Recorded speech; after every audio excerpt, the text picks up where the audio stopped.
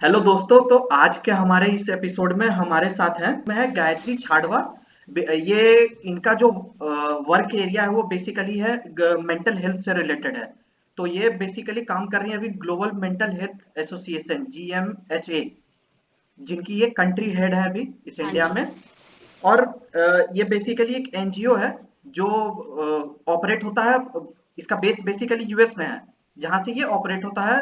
और काफी कंट्रीज में है like India, Britain. Britain not actually whole European country you cover, so it is UK yes, it is and UK.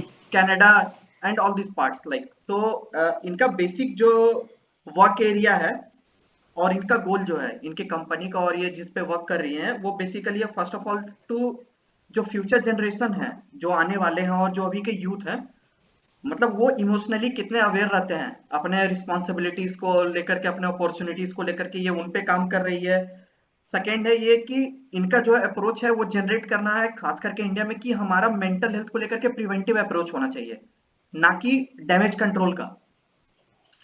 Because अगर आप preventive control करते हो तो आप काफी चीजों को, काफी इफेक्ट्स को रोक सकते हो स्टार्टिंग में ही, इनिशियल फेज में ही। सेकेंड है ये वर्क काफी स्कूल्स में higher secondary and secondary level पे इमोशनल इंटेलिजेंस पे भी काफी काम कर रही है अभी आप। एंड लाइक आपके इस कंपनी के जो सीईओ है वो अभी है मानसी ढोलकिया। हाँ एंड जी। एट द लास्ट जो इनका आई थिंक ये काफी लंबा गोल है, फ्यूचर प्लान है to bring changes in national health policy framework of India. Yes. So yes. This is a ये काफी एक ब्रीफ डिस्कशन है आपके बारे में, तो मैं स्टार्ट करता हूँ। लाइक आप अपने बारे में और बताओ, और आप इस फील्ड में कैसे स्टार्ट किया आपने काम करना। सो बेसिकली जब मैं बड़ी हो रही थी, जब बचपन में, जो हम बोलते हैं कॉलेजेस में, जब प्रोफेशनल लाइफ शुरू किया, तभी मैं खुद भी डिप्रेशन से गई हूँ। और जब सोचती हूँ, और एजुकेशनिस्ट हूँ पिछले 14 सालों से, तो मैंने देखा है कि बच्चों में जो है वो मेंटल हेल्थ से रिलेटेड जो इश्यूज है वो पिछले कुछ सालों में इतने ज्यादा बढ़ गए हैं कि अभी एक छोटा बच्चा, 4-5 साल का बच्चा भी डिप्रेशन में होता है, या फिर उसको भी मेंटल हेल्थ इश्यूज है, या फिर बिहेवियरल इश्यूज है, जो पहले इतना नहीं हुआ करता था। वो घर के घर में हो सकता था, बट अभी वो इतना ज्यादा हो गया है अपनी सोसाइटी में। प्रेशर से बोलिए, कंपटीशन से बोलिए, बट वो जो बढ़ रहा है वो मुझे कहीं ना कहीं पे अंदर से बहुत चुभ रहा था। सो मैंने फिर मेंटल हेल्थ में काउंसलिंग का कोर्स किया, हिप्नोथेरेपिस्ट का कोर्स किया। बट आगे जाके जब जीएमएचए से अपॉर्चुनिटी मिली, तो यहाँ पे कुछ है जहाँ पे हम ग्राउंड लेवल पे जाके बात करते हैं। हम लोग ने कि पिछले 3-4 महीनों में करीबन 20,000 कॉलेज स्टूडेंट्स और स्कूल स्टूडेंट्स को हम लोग ने एड्रेस किया है, जहां पे हमने उनको बेसिक इमोशनल इंटेलिजेंस के बारे में बातें बताई हैं।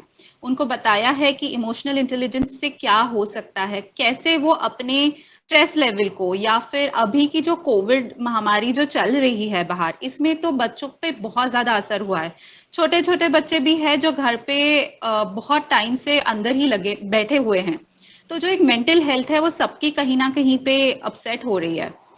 इस वजह से हमने बहुत ज्यादा बच्चों पे ध्यान दिया है, काफी यूनिवर्सिटीज में जाके, काफी स्कूल्स में भी हमने वेबिनार्स किए हैं, कॉरपोरेट्स में भी हमने ट्रेनिंग करवाई है। इसके साथ साथ हम काफी प्रोफेशनल लोगों के लिए भी आगे चल के काम कर रहे हैं। तो वो अपॉर्चुनिटी मुझे बहुत भा गई, तो मैंने बोला क्यों नहीं, अगर ये मेरा सपना और जीएमएचए का जो मिशन है वो सेम ट्रैक पे चल रहा है, तो हम लोग वही, तो मैंने ज्वाइन कर लिया। And that is how I came into mental health. क्योंकि उसमें से जाने के बाद ही आप समझ सकते हो कि क्या एक्चुअल अंदर की हालत होती है इंसान की। नहीं, आपने एक सही बहुत बढ़िया बात बताया कि पहले ये ज्यादा नहीं था, बट उसका एक रीजन ये भी था कि पहले अवेयरनेस नहीं था इस चीज को लेकर के इतना। हाँ जी। तो वो हाँ घर की जी। बात घर में रह जाती थी, अगले को पता भी नहीं चलता था उसके साथ क्या हो रहा है। हाँ जी। तो आपने भी जीएम तो वही है जनरल। ना, इसलिए हम्म। जीएमएचए थ्रू, हाँ बिल्कुल। तो जीएमएचए थ्रू हम पहले तो वही कर रहे हैं कि अवेयरनेस क्रिएट कर रहे हैं, कि बच्चों को समझ में आए कि हम जो फील कर रहे हैं, कि हमारी सोसाइटी में ना एक बहुत बुरी चीज ये हुई है कि हम इमोशंस दिखाना बंद कर दिए हैं। हम्म। कि बचपन से बोला जाता है, तो हम वही अवेयरनेस क्रिएट कर रहे हैं जीएमएचए थ्रू की नहीं बर्बाद, तुमको करना है, ये चीज करनी है, सही चीज होती है। बिल्कुल। तो ये GMHAW के बारे में कुछ और बताओ आप। सो जीएमएचए जो है, ग्लोबल मेंटल हेल्थ एसोसिएशन, ये एक यूएस बेस्ड ऑर्गेनाइजेशन है, जिसका मेन हमारा विजन ये है कि हमारा एक बिलीफ है कि mental health is not an option, it's a priority. कि सबको लास्ट में मेंटल हेल्थ नहीं देखना है, जब आपकी मेंटल हेल्थ सही हो तभी आप जिंदगी में आगे कुछ बढ़ सकते हो, अगर आप मेंटली स्ट्रांग हो। और इसके बेसिस पे हम इमोशनल इंटेलिजेंस सारे यूनिवर्सिटीज में, स्कूल्स में, कॉर्पोरेट्स में हम ट्रेनिंग्स करवा रहे हैं। और हमारी ये भी कोशिश जारी है कि हम यूनिवर्सिटीज में सिलेबस के तौर अंदर, सिलेबस में ये इंक्लूड कर सके। सो जो बच्चे स्कूल से या कॉलेजेस से बाहर निकले, यूनिवर्सिटीज से, हम्म। वो इमोशनली स्ट्रांग होके या इमोशनली इंटेलिजेंट होके ही निकले, ताकि उनको आगे चल के प्रोफेशनल लाइफ में या पर्सनल लाइफ में कोई दिक्कतें ज्यादा ना आए। सो जीएमएचए इसी पे काम कर रहा है। और जैसे मैंने पहले भी बोला कि पिछले 3-4 महीनों में हमने करीबन 20,000 बच्चों को एड्रेस किया है, जिनको अवेयरनेस, तो एटलीस्ट हमने फर्स्ट स्टेप लिया है कि अवेयरनेस क्रिएट करने का, कि ये भी चीज होती है। आईक्यू पे ध्यान बहुत लोग देते हैं, बट ईक्यू बहुत कम होता है, कि बच्चा पैदा होता है तो उसका आईक्यू बहुत देखा जाता है, बट उसका ईक्यू कब आएगा पता नहीं। सो बिल्कुल। हमारी वही कोशिश चल रही है कि ईक्यू ज्यादा अच्छे से, और लोग उसके बारे में बात करना शुरू करें। एटलीस्ट बात शुरू हो जाएगी ना, तो फिर बदलाव आसानी से हो सकता है। तो ये GMHA इंडिया में कब से काम कर रहा है? इंडिया में ये पिछले 2 साल से काम कर रहा है। 2020 में हमने यहाँ पे शुरुआत की। ओके। और मतलब 2019 एंड 2020 से हमने शुरुआत की है। और काफी सारे लोग हमसे जुड़े हुए हैं, नेशनल इंटरनेशनल लोग, साइकोलॉजिस्ट है, साइकोथेरेपिस्ट है, काफी एडवाइजरी बोर्ड पे भी हमारे लोग हैं, जिनकी वजह से हमको काफी एडवाइजेस मिलती हैं, जहां से हम काम करने के लिए। तो और हमने हमारा सिलेबस स्क्रैच से तैयार किया है। दुनिया भर के साइकोलॉजिस्ट, काफी सारे IIM IITs में हमने सर्वेस किए कि बच्चों को जब कॉलेज से बाहर निकलते हो आप, यूनिवर्सिटी से, और कंपनीज में जाते हैं, तो उनको क्या कमियां दिखती है या क्यों उनके सिलेक्शन कभी कभी नहीं होते, ये सब हमने स्टडी किया काफी।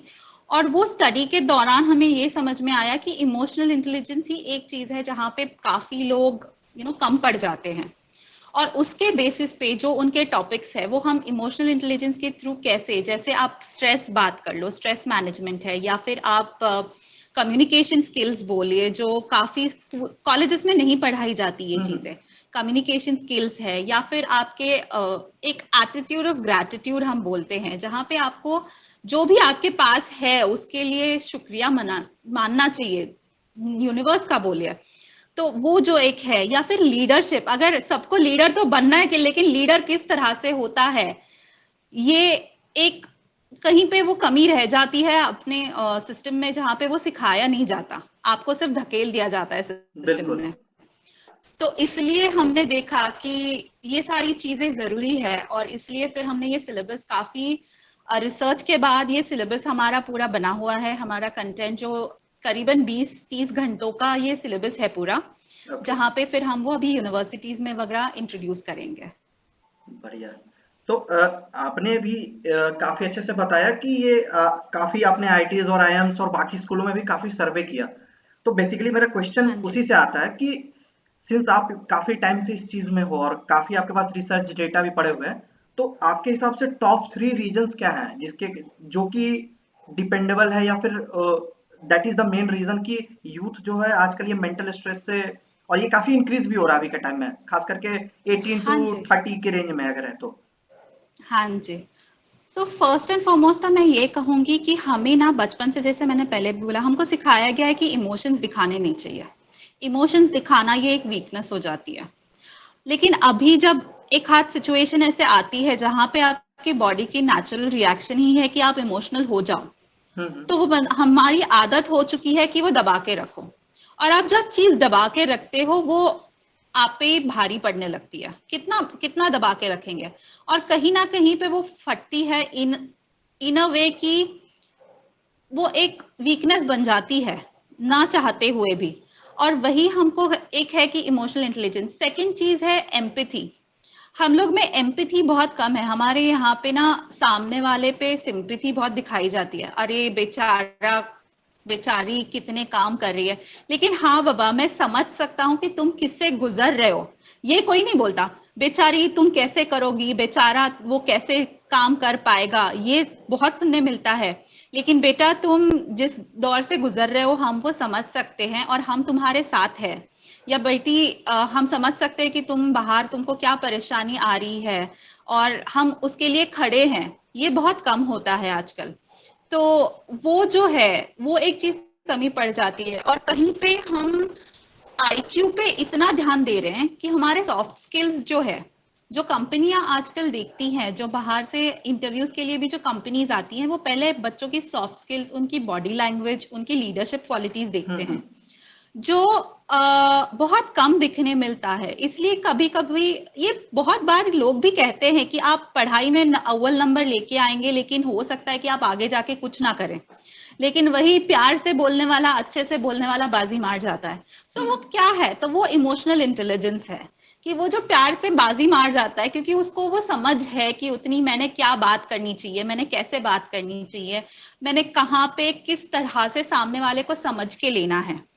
ये सारी जो चीजें हैं ये कहीं पे आज की यूथ में लैकिंग है। और इसलिए बहुत बार हो जाता है कि हम हमारे इमोशंस में ही ज्यादा इतने डूब जाते हैं कि समझ में नहीं आता कि बाहर कैसे निकले। सही बात है।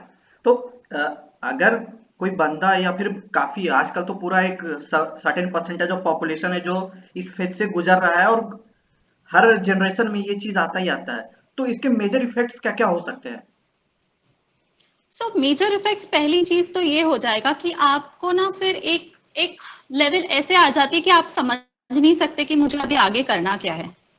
बहुत कंफ्यूजन हो जाता है। या फिर जो हम बोलते हैं प्रोक्रेस्टिनेशन, कि काम करना है लेकिन वो आगे ढकेले जा रहे ढकेले जा रहे ढकेले जा रहे, वो आ जाता है। आप खुद के ऊपर का जो सेल्फ कॉन्फिडेंस बोलते हैं, वो खुद के ऊपर का ही विश्वास उठ जाता है कि बाबा दुनिया जो बोल रही है वही सही है, हम तो कुछ है ही नहीं। या नेगेटिविटी भर जाती है खुद के दिमाग में कि बाबा हाँ सब कुछ गलत ही हो रहा है, फिर मैं ही क्यों। ये जो सवाल काफियों को पड़ता है कि मैं ही क्यों, बाकी किसी को कुछ नहीं हो रहा है, मुझे ही तकलीफ हो रही है। लेकिन समझने वाली बात यह है कि कहीं ना कहीं कुछ तो हमारे अंदर ही चल रहा है जिसकी वजह से हमको उसकी तकलीफ होती है। कि कुछ ना कुछ हमारे लाइफ की ही इंसिडेंसेस होते हैं, या हमारे कुछ मेमोरीज होती है, या हमारे कुछ एक्सपीरियंसेस होते हैं जिसमें जिसकी वजह से किसी की बात हमें खटकती है, क्योंकि वो चीजें हमारे दिल में ताजी हो जाती है। तो ये जो एक सेल्फ अवेयरनेस हम बोलते हैं इमोशनल इंटेलिजेंस में, ये कहीं पे कम हो जाता है। और जैसे ही सेल्फ अवेयरनेस कम हो जाए तो आपका सेल्फ कॉन्फिडेंस निकल जाता है। और सेल्फ कॉन्फिडेंस निकल गया तो आप ना किसी से प्रॉपरली कम्युनिकेट कर पाओगे, आप ना कोई पोजीशन रख पाओगे। आप भले ऊपर चढ़ जाओ, आप एक हद तक ऊपर चढ़ जाओगे, बट उसके आगे क्या, फिर वो स्ट्रेस लेवल बढ़ने लगता है। और स्ट्रेस का तो हमें सबको पता है कि एक बार स्ट्रेस ये जो आ जाता है तो फिर उसके साथ साथ तो काफी सारी चीजें हैं। ब्लड प्रेशर है, डायबिटीज है, डिप्रेशन है, काफी लंबी चौड़ी लिस्ट शुरू हो सकती है उससे। नहीं, बिल्कुल आप सही बोला आपने कि अगर आप अगर प्रोफेशनल हो, आप हायरार्की में ऊपर बढ़ते हो, तो सबको पता है कि ऊपर जाते जितना आप ऊपर जाओगे उतना आपको काम कम करना पड़ेगा। Management and leadership and other soft skills you need more. तो आपको वो सब चीजों पे ध्यान देना ही पड़ेगा, यस। तभी आप हैंडल कर पाओगे। हाँ बिकॉज जी। सेकंड है हाँ कि जी। आपने बिल्कुल सही बोला कि मैं एक इंटरव्यू देख रहा था सदगुरु के। सदगुरु है ना? हाँ जी। हाँ, तो हाँ जी। उनका एक इंटरव्यू देख रहा था, तो एक बड़ा अच्छा एग्जांपल दिया। तो उनसे किसी ने पूछा था कि आप अपने इमोशंस को कैसे हैंडल करते हो? तो मतलब अगर जैसे कि होता है ना कि किसी को देख लिए तो फिर उसके लिए प्यार आ गया, या फिर एक इमोशन हो गया है, मतलब।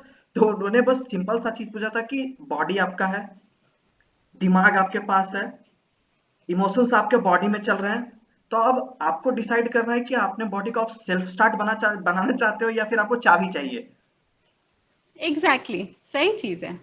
तो अब सेल्फ स्टार्ट अगर आपका बॉडी है तो फिर बॉडी पे आपका कंट्रोल होना चाहिए। अब हाउ, हाँ लाइक जी। आप कैसे करोगे कंट्रोल? तो मैं सीधा सीधा मैं ये बोल रहा हूँ कि दो तीन चीज है कि एक इमोशनल हो गया या फिर बाकी चीजें हो गए। तो जैसे अगर आदमी यूथ की पहुंचता है उस एज में, तो आपको बहुत सारा सपोर्ट चाहिए होता है फ्रॉम हाँ योर जी। Parents and teachers and all other. तो उसमें एक चीज आता है कि हमारा जो बेसिक कल्चर रहा है अभी तक का, मतलब मैं अभी क्या बात नहीं कर रहा हूँ, मतलब हमारा जो इंडिया का कल्चर रहा है, तो उसमें बहुत बड़ा पार्ट था कि आप बाहर जितना आउटर दुनिया में आप इन्वॉल्व हो, उतना ही आप अपने शरीर पे भी इन्वॉल्व हो, अपने शरीर को भी फोकस में रखो। हाँ जी। तो हाँ जी। इन सब चीजों से क्या होता है कि आपको अपने बारे में सोचने को मिलता है कि आप क्या करना चाहते हो, या मतलब डिसीजन एक बेसिस। तो मेरे हिसाब से लगता है कि ये चीज भी अभी छूट गया है काफी। लोग बस ढूंढ रहे हैं, भाग रहे हैं, बस भाग रहे हैं। हाँ जी। तो मैं वही बोलती हूँ, मैं उसको ना रैट रेस बोलते हैं हम। जो रैट रेस जो है, भाग रहे तो भाग, एक दूसरे के पीछे बस भागते रहो। वही चल रहा है कि कहीं ना कहीं हम खुद को भूल गए कि हमको क्या चाहिए, हमारे लिए क्या महत्वपूर्ण है, या बिल्कुल। हमारे सपने क्या है, या हम क्या करना चाहते हैं। ये हम कहीं भूल रहे कि एक ना लेबल बन गया है कि सक्सेसफुल होना मतलब इतना पैसे होना। हाँ। जरूरी नहीं है कि सक्सेस मतलब उतना बैंक बैलेंस ही हो। सक्सेसफुल ये भी हो सकता है कि आप किसी के लिए काम करके, किसी की खुशी देख के आप खुश हो रहे, ये भी एक सक्सेस है। कोई बच्चा है जो लिख नहीं पाता, लेकिन वो बहुत मुश्किल करके एक लाइन लिख लेता है, उसके लिए वो भी सक्सेस है। तो बिल्कुल। अपना खुद का सक्सेस का डेफिनेशन अगर हम बनाएंगे, और हमारे सपने अगर हम चुन के हम उस पे चलना शुरू करेंगे, तो शायद हमारा जो एक हैप्पीनेस बोलिए, या फिर सक्सेस बोलिए, या फिर एक अपना जो लाइफ का मिशन है, वो हम पूरा कर सकते हैं। जरूरी नहीं है कि दुनिया ने बोला ये सक्सेस है इसलिए आप उसके पीछे भागो। आप एक दूसरा रास्ता लेके, क्या पता आप सबसे पहले ऊपर पहुंच जाए। नहीं, आप सही बोल रहे हो, लेकिन बात यहाँ पे है ना कि हमने सक्सेस को डिफाइन कर दिया है, जो कि बहुत बड़ी गलती हुई है। हाँ जी। क्योंकि इस धरती पे जितने लोग हैं सभी यूनिक हैं, तो सक्सेस का पैरामीटर फिर सबके लिए कैसे हो रहा है? हाँ जी। वही है। तो वही जो है सोसाइटी में हमको समझने की, अवेयरनेस की, यही हमको खुद पे काम करने की जरूरत है कि किसी ने बोल दिया सक्सेस ये है, तो हम क्वेश्चन करना भूल गए, क्योंकि बचपन से सवाल पूछा, बेटा सवाल नहीं करना, तुमको बोला गया उतना काम करो और लिखो। आप जब बिल्कुल, बिल्कुल। नंबर भी नहीं आते, नंबर क्यों नहीं आए, जितने आंसर बोला है उतना आंसर लिखो, तुम्हारे नंबर कैसे नहीं आते हम देखो। तो हमने कहीं पे खुद के हाथों से ही जो हमारी सोच है, या एक क्रिएटिविटी जिसको हम बोलते हैं, वो हमने ही मार दी है कहीं पे। तो अगर आपको वो करना है, तो आपको ये चॉइस करना है कि एक तरफ बोलते हैं कि हमारा बच्चा अव्वल नंबर लेके पहले है, बट दूसरी तरफ वही पेरेंट्स बोलते हैं कि हमारा बच्चा किसी के साथ नहीं होता। अरे कहाँ से बच्चा मिक्स होगा, अगर पढ़ाई में ही दिन रात पड़ा है तो कहाँ से ये होगा। या फिर उसकी जो अंदर की डर है वो उसी को पता, क्योंकि आजकल कम्युनिकेशन है नहीं।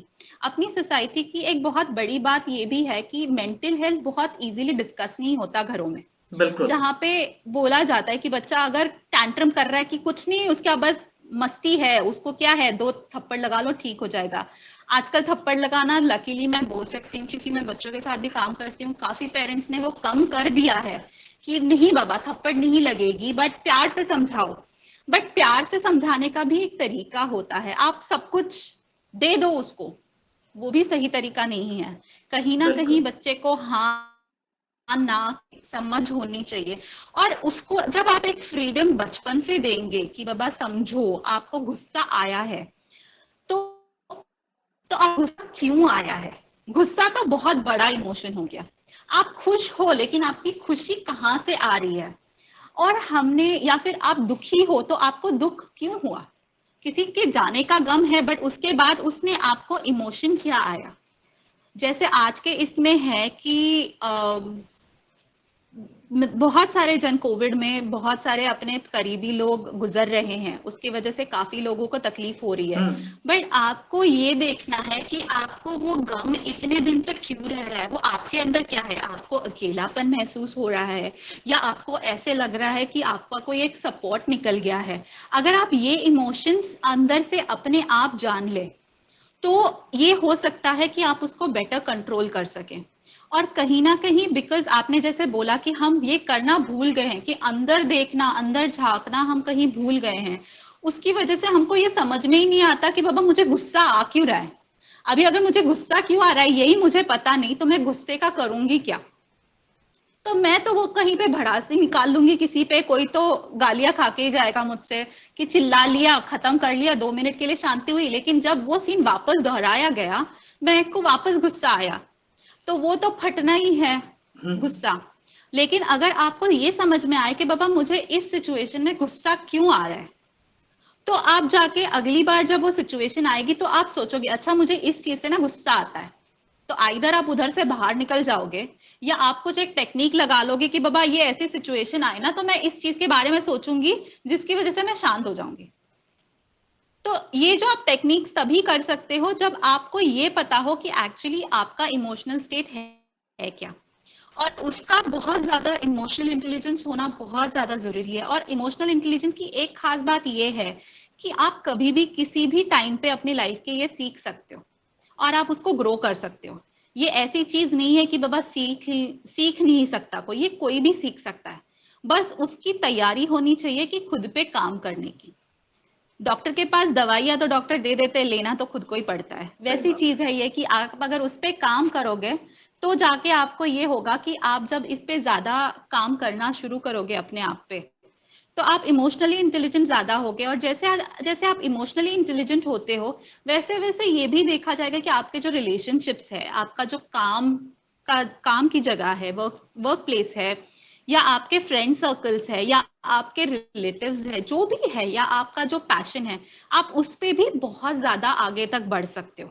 क्योंकि आपका एक जो नियंत्रण है, जैसे आपने बोला सदगुरु जी का, कि एक नियंत्रण खुद पे आप ला सकते हो। बिल्कुल। तो अगर आप नियंत्रण लेके आओगे तो ही आप देख सकते हो कि आप आगे क्या करना चाहोगे। हम्म। तो मैं जो पूछ रहा था कि ये इमोशनल इंटेलिजेंस के बारे में आप थोड़ा और अगर अच्छे से बताओ। हाँ, तो इमोशनल इंटेलिजेंस बेसिकली ये चीज होती है कि अपने इमोशंस को आइडेंटिफाई करो, उनको समझो, उनको नाम दो, और फिर उनको अच्छे से मैनेज करो। जैसे मैंने अभी गुस्से का उदाहरण दिया, हम्म। वैसे हम एक बहुत सारे हमारे बच्चों को हम ये सिखाते हैं कि आप इमोशन को नाम दो, कि जैसे मुझे मैं खुश हूं, हम लोग बहुत बोल देते हैं कैसे हो, मैं खुश हूं, कैसे हो, मैं बस ठीक हूँ, अरे एकदम बढ़िया। आपने कभी किसी को सुना है, आपने किसी को फोन किया, कोई बोलेगा नहीं यार आज मेरी ना तबीयत बहुत खराब है, मैं बाद में बात करता हूँ, चलो कैसे हो, अरे एकदम ठीक, आप बताओ कैसे हो, यही सुनने मिलता है। सो इमोशनल इंटेलिजेंस ये चीज होती है कि जहां पे आप अच्छे नहीं बट बुरे इमोशंस को भी अपना लो, उनको भी एड्रेस करो, बट उनको मैनेज करना मतलब आप जो रिएक्ट करते हो, गुस्सा आ जाए तो फट से रिएक्ट कर लिया, उससे हम्म। अच्छा 1-2 मिनट रुक जाओ और उसको ना रिस्पॉन्स दो। जब आप रिस्पॉन्स देते हैं तो वो चीज अलग हो जाती है। सो इमोशनल इंटेलिजेंस वही है कि अपने इमोशंस को समझो, उनको नाम दो और उन पे काबू रखो।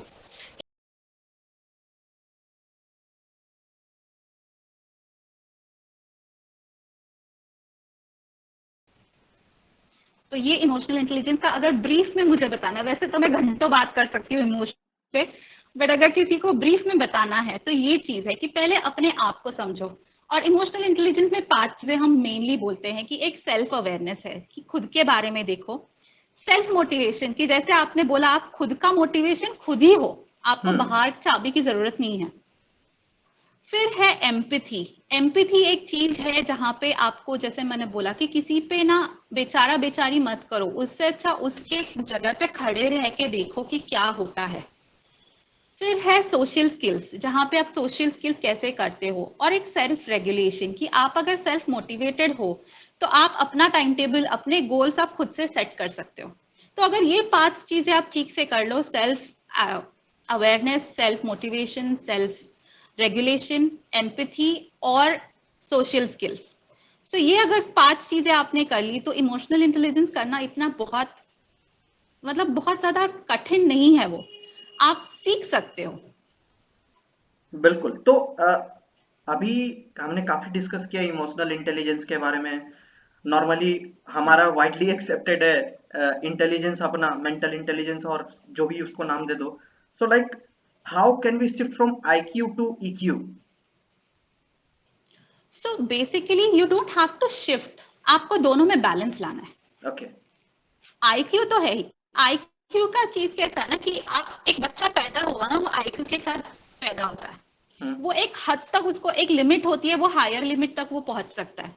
ईक्यू की बात वो नहीं है। ईक्यू आप कभी भी सीखना शुरू कर सकते हो और आप कितना चाहिए उसको बढ़ावा दे सकते हो, आप बढ़ सकते हो। बट जब ये आईक्यू और ईक्यू बैलेंस होके चलेंगे तब जाके कहीं पे सक्सेस क्वोशंट सक्सेस बनना चालू हो जाएगा। तो इसलिए आईक्यू छोड़ना नहीं है, आईक्यू और ईक्यू को साथ में लेके चलना है। सो चीजें ये है कि आप जब पढ़ाई कर रहे हो तो उसके साथ साथ आप ईक्यू की भी प्रैक्टिसेस करो कि बाबा आपको ये मोटिवेशन नहीं होना चाहिए, मतलब कोई बाहर से नहीं, अच्छा बेटा पढ़ाई कर रहे हो, अच्छा चलो करो, हम आपको चॉकलेट देंगे, आप पढ़ाई करो, ये जो होता है ना, उससे अच्छा आप खुद का मोटिवेशन ढूंढो कि बाबा मुझे ये करना है। जैसे हम स्ट्रेस भी बोले तो स्ट्रेस, हर स्ट्रेस बुरा नहीं होता। वो जो एग्जाम के पहले पेट में नॉट्स आती है ना, वो अच्छा वाला स्ट्रेस होता है। उसकी वजह से आप एग्जाम अच्छे से लिखते हो, एग्जाम में सोते नहीं हो।